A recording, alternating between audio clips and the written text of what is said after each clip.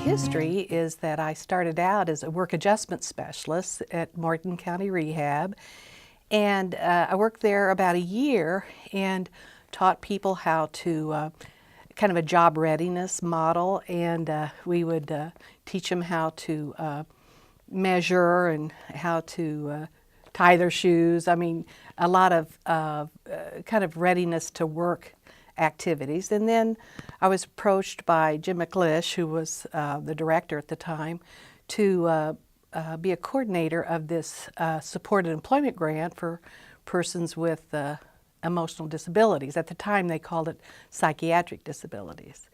And so I worked on that grant for 2 years. That was a learning experience for me because I had never worked in business before, and I'd had a social work degree, and so it also was kind of a learning process where I went out and talked to employers about hiring people, and I wasn't sure of the terminology at the time, so I was calling, using the lingo I had was psychiatrically impaired, and then they came back with mentally restored.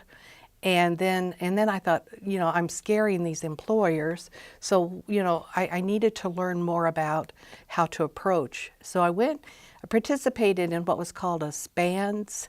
It was put on by the University of Illinois. It was a group of us that did job developing in Indiana, and we tried to learn about how to approach businesses. And so that's where I got my training, basically, in how to become more business-like. And when we first started out, I was a job coach, a job developer, and after going to this training, I became an employment consultant. And instead of placing people with disabilities in jobs, we actually helped employers to recruit people with disabilities. So the whole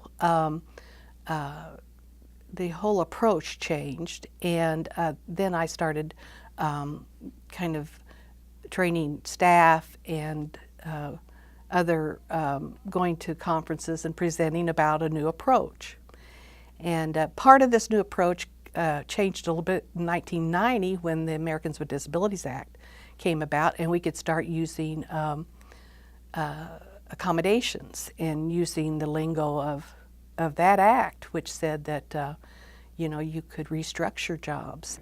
Even when I went to Stone Belt, they had a workshop, and people were getting paid piece rate and not really happy with the amount of money they were getting. It was far from the minimum wage at that time, and so they were wanting to find something, to be able to support themselves or to on their own. So this is when supported employment really, really grew.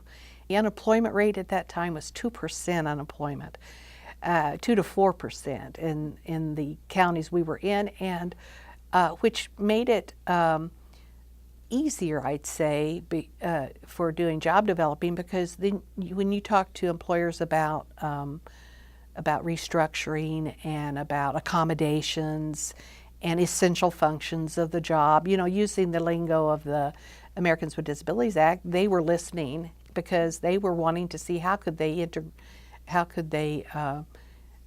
integrate their staff, and because they needed employees. And so we were doing, it was great. I mean, we were really placing people in jobs that they wanted to be in. And we became more creative. We would get together in a team with the person, and we would figure out, I think it was called paths at the time, and we'd look at, okay, where does this person live? Where do they, go to church? Where do they go to buy groceries? What is their community? And, what is it they want to do? What are their likes and dislikes, their hobbies? And we would really target what the person's interests were and what their preferences were, and then we'd try to find them a job in that field or in that area. And it was very successful at the time.